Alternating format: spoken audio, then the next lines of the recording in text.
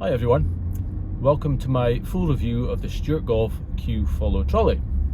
It's a completely independent review and is based on my own thoughts, my own experiences. I'm not being paid to do this in any way, shape or form, and I'm no way affiliated or sponsored by Stewart Golf.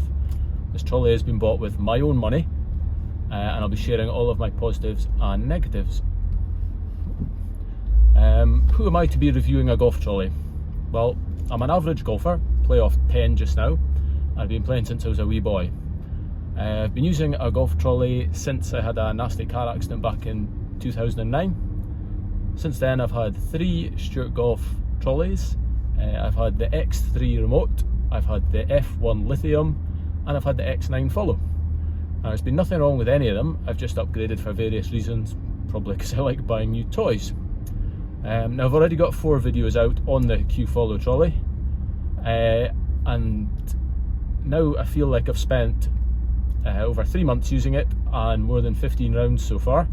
I feel like I'm in a good position to give a full review of this. So a lot of the points in this will have probably been covered in my first 4 videos. But anyway, that's enough yakking. Let's get the car parked up and let's get the trolley out for a look at it. So the Q trolley has a much smaller footprint in the boot of the car than the X series did. Due to the height of it, still needed to take the parcel shelf out, which is a bit of an inconvenience, but there's much more floor space available in the boot with this trolley in than the X series. Unfortunately, it's not any lighter and it's still 19 kilograms. However, it's a much easier to carry 19 kilograms due to the size and shape of it. Now I've got this in the optional carry bag, which means that any trapped grass, etc. can be kept in here, and it saves it going in the boot of the car, which is a bonus. Trolley unfolds really easily. You can press this button here, which lifts the front wheels up. You can then lay it down flat like that. We can lift this bit, takes it up. There's a button here, you squeeze that, and that comes together, click, click. It's now all in one piece. Open that up. Now I was having problems before with this always springing back up, but I've been bending it, manipulating it back. Seems to be working well. Open the bag a wee bit just to let it have something to lie on, and place it on there and onto there. We've got this rubber belt, strap goes round it. A wee bit awkward to get past all my umbrella, etc. And then pull tight. Now I have this on the last hole, which is for the size of my bag. I guess a smaller stand bag might fit on a tighter strap. Put this one on here, and that's us ready to go. Now, something to note, in all Stewart's promotions they use a Stewart golf bag. I'm using a Sun Mountain one. You can see the bottom of it. The Stewart Golf one has a sort of key shape that pairs up with the bottom of the trolley and stops it rotating. Now I've used this one since day one and I've never had any problems with this rotating at all, so it's not something to worry about.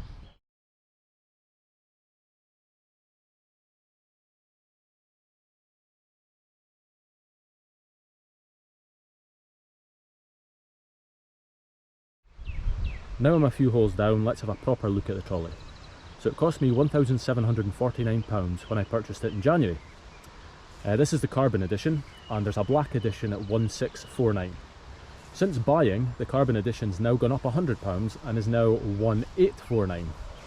Now please be aware, the carbon trim is not real carbon. It's a very expensive option for some nicely painted plastic. So that's on the wheel arches. There's a bit up the back here. You can see the badge with the Q on it, and if you look underneath there's quite a lot of it there. My advice, rather than paying an extra £200 if you really want the carbon, would be to take the black one and either have it wrapped or have it hydro dipped. Probably a much cheaper option. Now, when I first got this trolley, I thought it looked a bit generic, like many other brands of trolleys, quite skeletal. The X series has a really unique shape, really stands out, and is quite obviously a Stewart trolley. This is actually growing on me, but I think I still prefer the X series. So I've got a couple of add-ons to this one. So I've got the ball holder, which is here. It was £10. Clip a couple of balls into it. I've also got the clip here, so you can put a towel or something on it. Also £10. Both good value accessories, I'd say. I've taken the handset here out of its skin so you can get a better look at it. We've got forward and back. The more you press forward, the faster it goes. If you press back more times, it slows down. Stop is a raised button. It's kind of self-explanatory. Emergency stop. It locks the motors, puts the trolley to skid and stops immediately. Glide stop will let it stop of its own accord, so it'll stop power and let it glide to a stop. We've got 1 and 2, which are predefined sort of cruise control buttons. You can actually set them to be whatever you want though, so you could have that on full speed. So you just press 2 and it's automatically at full speed. Follow enables the follow function, which we'll go through a wee bit more in a minute. And on off is to pair the handset with the trolley. It does come with the rubber skin, which makes it waterproof. Something to note here, the trolley has a couple of different modes of steering. So if we drive it forward and we turn, you can see it basically locks one wheel and drags the other one. Now if I press the glide stop button, it now puts it into glide steering mode. So I press forward again and then I hold the button, it has a much smoother turn. It's almost like it's accelerating the other wheel to match rather than stopping one. So this is especially good for round the greens, and I would say if you're using the hedgehog wheels it would be a better thing to use, because the hedgehog wheels tend to tear up the grass. Something to take into consideration with the steering is how heavy your bag is. So if your bag's too heavy, it's going to struggle to turn the front wheels. If your bag's too light, they're going to shoot about as soon as you press the left and right button. So Stewart recommends you have a bag between 13 and 15 kilograms, so ideally 14. My bag's 13.7. It works really well. It's got quite a lot in it though. If you were to use a stand bag, for example, stand bags are notoriously light. They're designed to be light because you're carrying. They've got much less pockets, so you generally don't have as much in them. So if you're using this with a stand bag, might be 10 kilograms with your clubs and whatever you've got in it, in which case the steering is going to be really, really skittish. When you touch left or right, you'll probably find it does like a full 90-degree turn rather than just gently turning. So having the right weight of bag is key. Obvious question, why do you want a follow trolley? Stewart Golf do exactly the same trolley, the Q Remote, for £999, yet the follow version, £1649. Big difference, £650. So what is the follow function? Well, to try and make it as simple as possible, you can imagine a circle around this trolley. The circle around the trolley is the neutral zone. When the handset's in the neutral zone, it doesn't feel the need to follow you. As soon as you move the handset out with the neutral zone, the trolley is going to try and follow.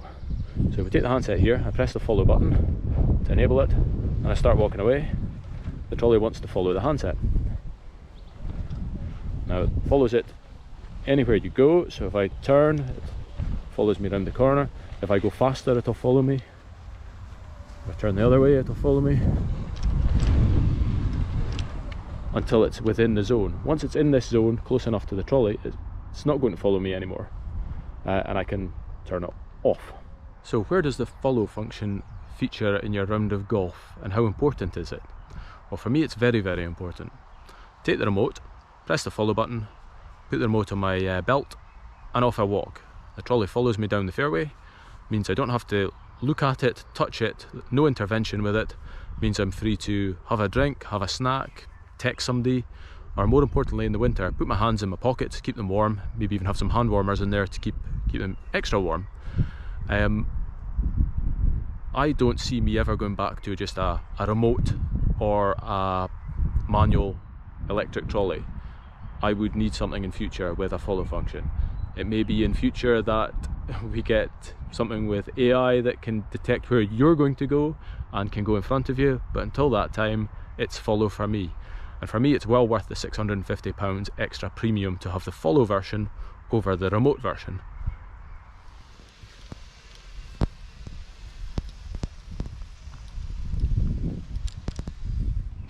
Something I've experienced with both this trolley and the X9 Follow is a wee bit of jitteriness when you stop. So you stop because your playing partner is away to play their shot.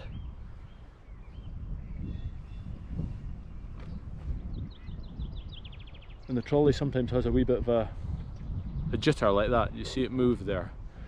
Now, and again, the easy way to resolve this is you take half a step back towards it while you're waiting for somebody to play their shot. That way the handset on your belt is that fraction closer to the trolley, which means it's not trying to get at the handset the same. So it's an easy fix.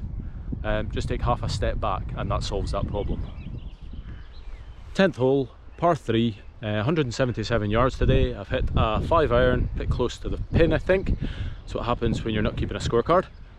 Way to demonstrate the benefits of having a remote trolley here and a follow trolley, because I've got used the two different modes, follow and remote, on this hole. Right, trolley's in follow mode. It's following me along behind me. Now as I approach the green, what I want to do is I want to take the handset here and I want to press the up button several times quickly. It does a little skid and it carries on. Now what I'm going to do is steer the trolley around the green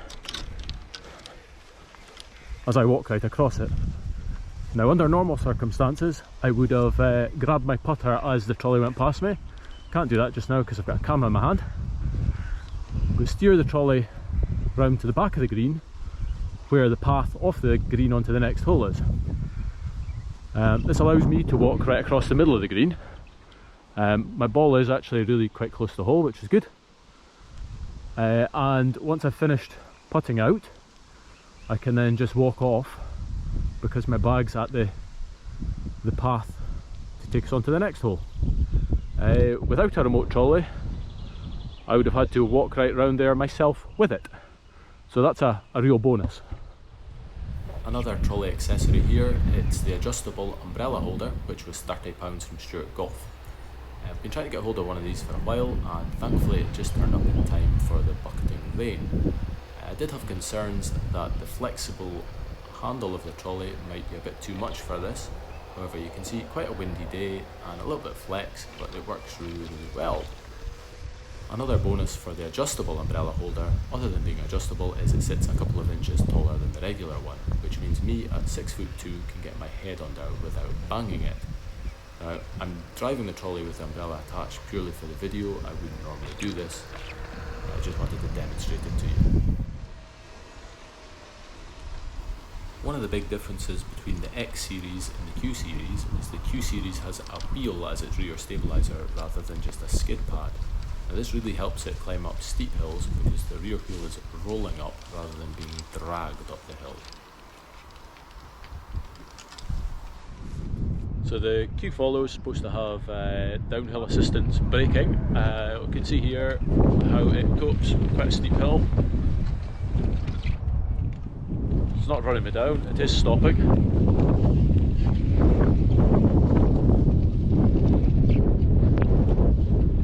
Generally it's quite willing to stop when I am. See it leaving kind of skiddy marks on the ground where it's slamming its brakes on.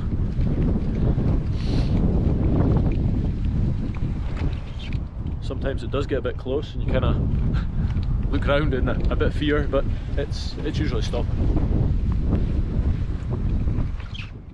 So the round's now complete. That's my 16th one.